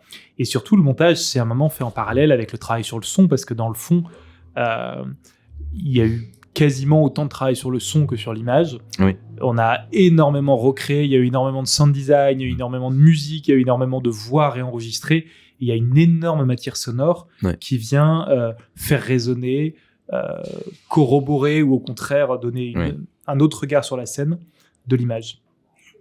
Qu'est-ce qui t'a amené, lui, Laurent, pardon, Laurent Sénéchal, le monteur, qu'est-ce qui t'a amené dans le choix de ce profil? Pourquoi votre choix s'est porté sur lui? Et qu'est-ce qui t'a amené au final dans le montage? Dans le fond, je pense qu'on était deux au même endroit, c'est-à-dire à constater l'ensemble des images et le challenge que posait ce film, qui était de ne rien montrer et constamment de venir chercher de l'attention chez le spectateur. Donc c'était plutôt un dialogue constant. Moi, je crois que inconsciemment, il venait de faire 2 films, l'un Onoda, qui nous crée de l'empathie pour un personnage seul et lointain, l'autre Anatomie d'une chute, qui est un film profondément sur le doute. Positif, je veux dire par là que dans un rapport particulier au spectateur. Et je crois que la grande ligne qu'on cherchait chez lui et la grande ligne qui était celle de nos discussions, c'était vraiment toujours ce rapport-là de, en mettant ces images comme ça, qu'est-ce qu'on crée comme questionnement chez le spectateur? À quel moment il faut lui en donner un peu plus? À quel moment il faut lui en donner un peu moins? Et vraiment constamment de qu'est-ce qu'on produit cérébralement, mais viscéralement aussi. Parce que l'idée, c'était pas de faire un film explicatif, qui déroule des chiffres, des noms, des histoires avec des noms de villes. C'était de faire un film dans l'intime où le spectateur peut ressentir. Le spectateur sent les traumas au fond de son corps, il sent la fébrilité d'Hamid. Et donc de se demander comment on peut créer ce rapport aux émotions-là et aux ressentis, tout en explicitant une histoire assez complexe, un peu géopolitique, et en n'alourdissant pas notre propos. Comment est-ce qu'on pouvait faire un film sensoriel, compréhensible par tout le monde, étendu? Et c'est un triangle qui est compliqué. On doit ajouter à ça l'empathie pour un personnage qui ne fait que mentir et ne parle quasiment jamais. Et donc notre travail de post-production, enfin de montage, s'orientait vraiment là-dessus. Et le son nous aide beaucoup. Le son permet à des moments de rentrer dans sa tête, par la musique de saisir exactement ce qui se joue en lui, par des voix qu'on ajoute de pouvoir amener un tout petit peu plus d'explicite. Le son nous a énormément aidé à nous détendre en termes d'image et à pas avoir besoin de trop montrer. Qu'est-ce qui t'a plu dans la musique de Yuxek? Est-ce que tu le connaissais déjà d'avant? T'avais travaillé avec lui? Non, on s'est rencontrés vraiment pendant la fabrication. Il a un profil de DJ à l'origine. Enfin, il est plutôt. Il compose des musiques électroniques plus joyeuses et plus dansantes habituellement que ce qu'il y a dans le film, mais il a fait aussi pas mal de musique de film. Et dans le fond, il fallait surtout quelqu'un capable de créer beaucoup de choses. Et ce que je lui ai quasiment demandé, c'est d'avoir un morceau qui aille du début à la fin du film, avec des creux, des moments où ça ressort, des creux, des moments où ça change de ton. et il fallait être un peu épique par moment. Je pense à la scène du couteau, par exemple, où il a quelque chose qui nous amène l'intensité qu'il faut dans le film, et à d'autres moments, être beaucoup plus subconscient, beaucoup plus en dessous. Et à certains moments, sans faire trop BO, sans faire trop musique de film, et je pense que c'est là où son profil m'intéresse, parce qu'il est aussi producteur et maître de ses sons. On n'a pas le sentiment d'un élève un peu appliqué qui amène des violons et du piano quand on doit créer de l'émotion. Et du coup, il a réussi à lier tous les différents tons du film et à pouvoir avoir des moments où il vient créer un peu d'émotion, d'autres où vraiment on est dans les tréfonds du trauma, et d'autres où il crée l'intensité. Je pense que c'est plutôt sa polyvalence qui fonctionne avec le film. Et s'ajoute à ça un énorme travail de sound design, avec 2 sound designers extrêmement talentueux qui ont ajouté beaucoup de choses au montage son et qui créent une palette globale où musique et sound design se marient. Et d'ailleurs, le sound design, vous l'avez eu assez rapidement dans le montage ou Ouais, il nous le fallait. En fait, le film fonctionne pas sans son. Vraiment, il y a des scènes où sans son, on s'ennuie à mourir. Alors j'espère qu'avec du son, ça marche. Mais vraiment, il y a cette idée de se dire, on peut dans les images avoir un rythme assez lent parce que le son vient nous dire à quel point c'est fort. Donc au début, c'était des prémices, c'était des directions, mais très vite, ça s'est fait en parallèle et très vite, on a essayé d'avoir le maximum de son à mettre dans le montage, mais la musique aussi, en fait, il nous la fallait très vite pour pouvoir sentir le rythme des scènes et ce qui se crée à l'image. Ok, est-ce que pour conclure ce chapitre post-prod, est-ce que t'as rencontré est-ce qu'il y a des passages qui t'ont donné du fil à retordre? C'est plutôt, c'était un film qui de toute façon demandait du temps. C'est-à-dire que on a tellement pas de flashback, on est tellement hors champ continu qu'il faut vraiment prendre le temps de considérer le film comme un entier. Tu vois, il n'y a pas une scène ou deux qui marchaient pas. Il fallait trouver comme s'il n'y avait qu'une seule solution juste pour que tout le film fonctionne sur un fil qui, encore une fois, comme je disais, mêle tension et anti-spectaculaire. Après, comme je pense un grand nombre de films, tu mets toujours beaucoup de temps à trouver les 15 premières minutes. C'est-à-dire à trouver exactement la manière dont tu prends le spectateur par la main, tu lui donnes toutes les infos tout en allant vite, tout en étant efficace, tout en étant dans le bon ton du film. Je pense que les 15 premières, elles se retravaillent jusqu'au bout parce que c'est tellement une entrée dans ce qui va te saisir. C'est marrant, au moment où on fabriquait le film, on avait un retour du distributeur France qui me disait surtout il faut avoir une super fin, parce qu'un distributeur il sait que s'il y a une bonne fin, c'est l'impression que ça te laisse et que tu as envie de le recommander. Bien sûr. Et on avait le retour du vendeur, donc celui qui vend le film aux autres pays, qui nous disait surtout il faut 5 premières minutes absolument géniales, parce que lui il sait que les autres distributeurs ils viennent voir le film, qu'ils regardent les 5 premières minutes et que si c'est pas bien ils changent de salle. Donc dans le fond, il faut être hyper percutant au début et plein d'émotions à la fin. Le reste. Ce n'est qu'un tunnel. C'est marrant, c'est 5 minutes. Je trouve 5 minutes, ça laisse quand même pas trop de temps. Surtout pour un film. Ouais, je dis 5, peut-être que c'est 10, mais enfin, en tout cas, il faut complètement porter le spectateur au début. Et nous, tu vois, les 15 premières minutes, c'est globalement poser la situation avec les corps dans le désert et démarrer la quête d'Hamid. Et la quête d'Hamid, c'est un gars qui parle pas, que tu vois de loin et tu sais pas bien ce qu'il fait. Donc la grande question, c'était comment être captivant, comment être intéressant avec cette matière qui doit être un peu mystérieuse. Comment créer vraiment l'équilibre parfait entre un soupçon de mystère et quelque chose de plus et quelque chose qui t'emporte quand même. La semaine de la critique, qu'est-ce que ça t'a apporté En fait, au moment où on sait qu'on est pris à la semaine de la critique, il y a un accomplissement pour beaucoup de gens qui sont liés au film. Pour les chaînes, les régions qui ont mis de l'argent, il y a un côté... le film est à Cannes, c'est quand même la voie royale, il y a quand même quelque chose déjà d'accompli. À ce moment-là, pour le distributeur, il y a aussi l'idée de tout de suite prendre la température du film, d'organiser une première projection de presse à Paris, avant Cannes, et de sentir les retours des journalistes, et de se dire, tiens, la semaine de la critique, ça plaît, les journalistes France, ça plaît, on va le sortir dans la foulée de Cannes. Donc moi, tout de suite, ça crée une immédiateté de sortie. Parce que parfois, tu finis ton film, t'attends 6 mois, 8 mois un festival, tu sors un an après. C'est des temps qui sont extrêmement compliqués à vivre en tant que cinéaste. Et donc là, cette immédiateté de sortie, c'est extrêmement fort, c'est extrêmement plaisant de se dire, je viens de le terminer. Et encore, moi, à Cannes, j'avais pas fini le son, je l'ai fini vraiment mi-juin, le film. Tu viens de terminer le film, tu le montres au plus grand festival du monde et à des centaines et des milliers de spectateurs. Et juste après, t'as les avant-premières, tout le mois de juin, et 3 juillet, il sortait. Donc, en dehors du plaisir d'être à Cannes, et je crois que Cannes a aussi beaucoup ouvert vers l'international le film, il s'est beaucoup vendu à l'étranger, parce que ouverture de la semaine de la critique, qui est un moment un peu privilégié, où les gens ont du temps, viennent voir le film. Il y avait un côté un peu unique dans cette case qui nous a extrêmement donné envie. On sentait que voilà, ça a tout de suite amené la sortie. Ouais, d'accord. Bon, ça a été très fluide, quoi. Ouais. Ça s'est enchaîné. Ça s'est carrément enchaîné. Quelle critique as-tu trouvé la plus pertinente? En fait, on a eu beaucoup de papiers à Cannes. C'est vrai que ce qui m'a fasciné, et là c'est pendant la dizaine de jours où je suis resté au festival, c'était de voir les critiques américaines sur le film, qui sont des critiques extrêmement longues. Des critiques, alors c'était sur des magazines internet, enfin c'était The Hollywood Reporter ou Variety, mais c'était sur leur site, qui vraiment, ce serait l'équivalent, je sais pas, de 6 ou 8 pages d'un magazine. Et où il y a une espèce de réflexion profonde sur le pourquoi du film, les résonances que ça crée. Et il y avait vraiment un espace énorme. En France, j'ai lu des très belles critiques, mais peu avaient autant d'espace pour pouvoir vraiment interroger, partir sur des spéculations, ouvrir la réflexion.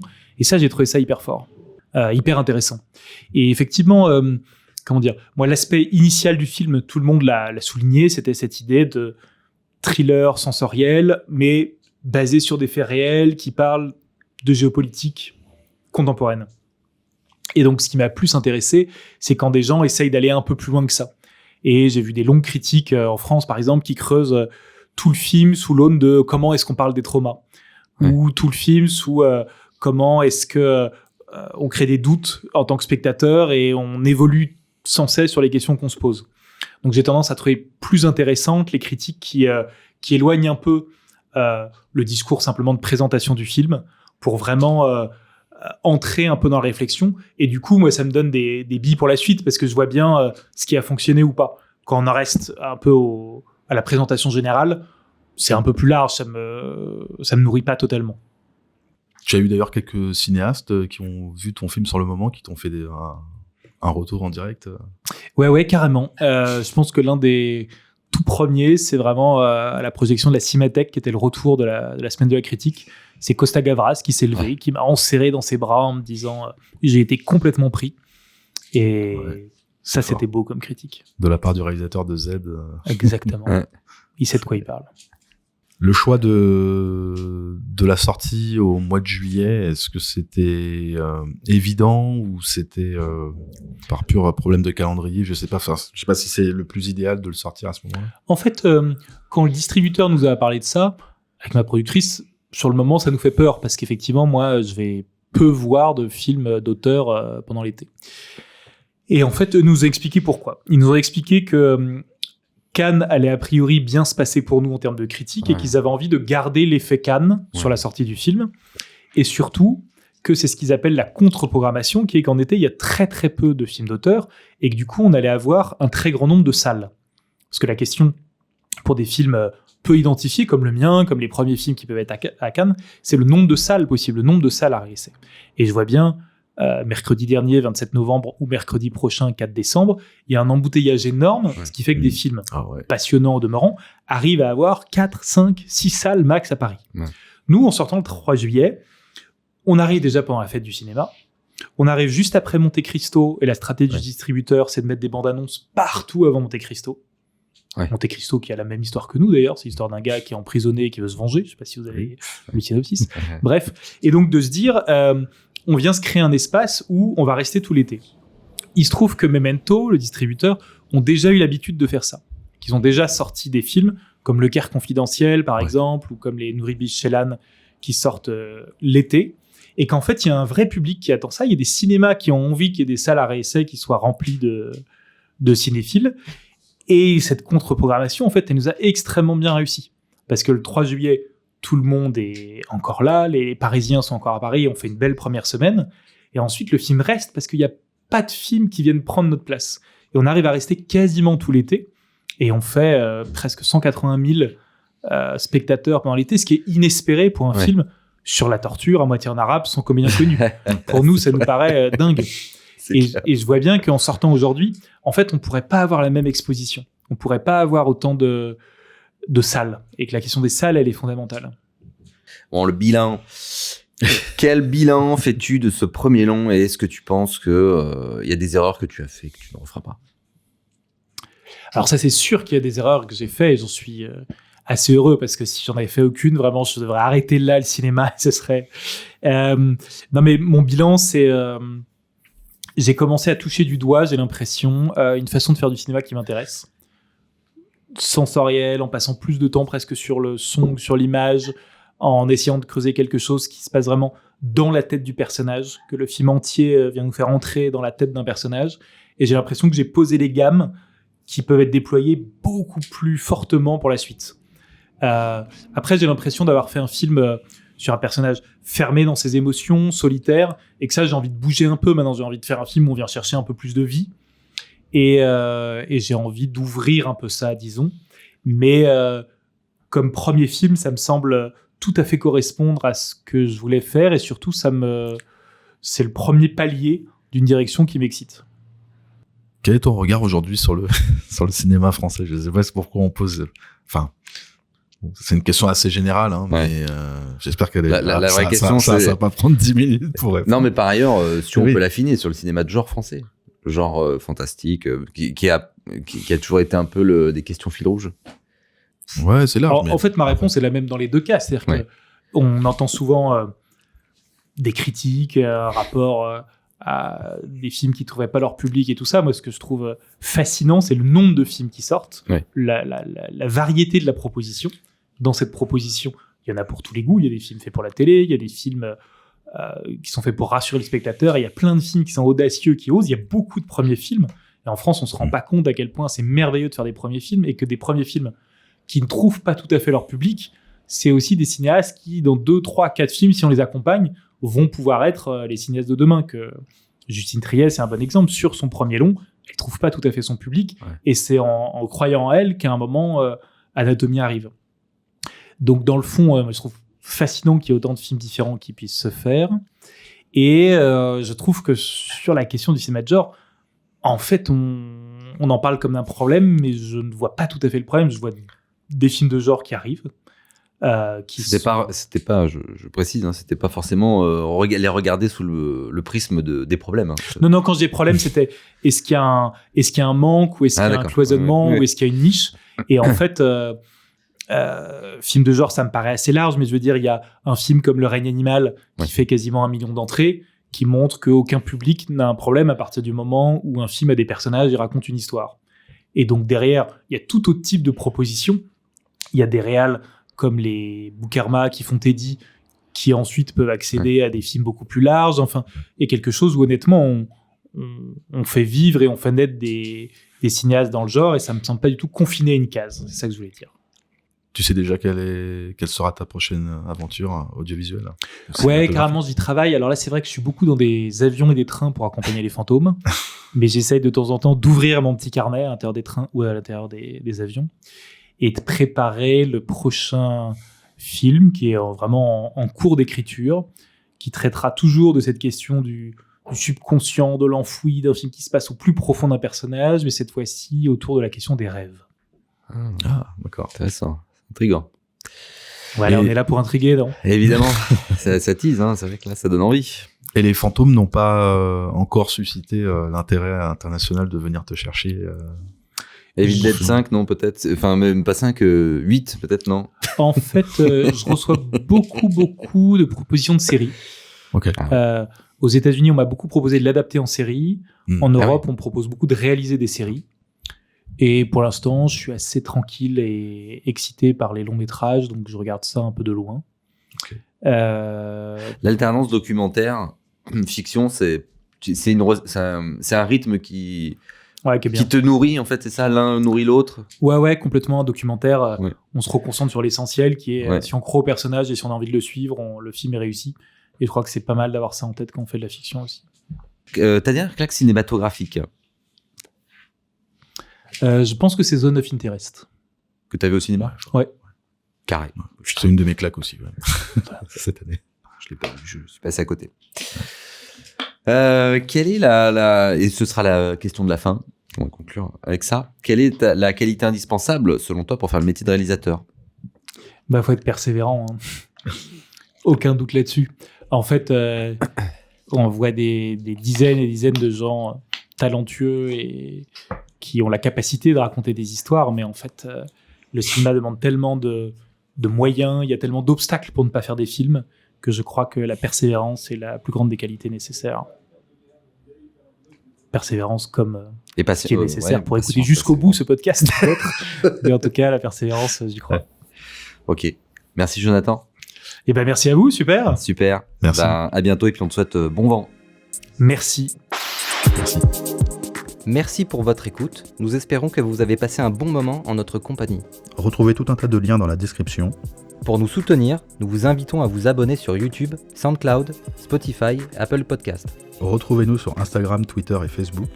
À très bientôt pour un prochain numéro de Dédale.